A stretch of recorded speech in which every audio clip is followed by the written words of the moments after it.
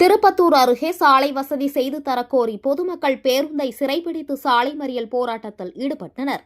திருப்பத்தூர் மாவட்டம் பாப்பானூர் பகுதியில் சுமார் 250க்கும் மேற்பட்ட குடும்பத்தினர் வசித்து வருகின்றனர்.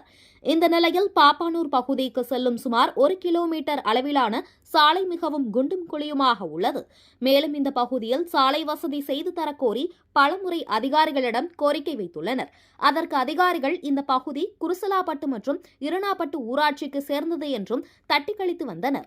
2 ஊராட்சிகளுக்கு சேர்ந்ததாக பாப்பானூர் கிராமம் உள்ள காரணத்தால் யாரும் நடவடிக்கை எடுக்க முன் வராததால் ஆத்திரமடைந்த அப்பகுதி மக்கள் ஆலங்காயம் வழியாக திருப்பத்தூர் செல்லும் சாலையில் பேருந்தை சிறைபிடித்து சாலை மறியலில் ஈடுபட்டனர்.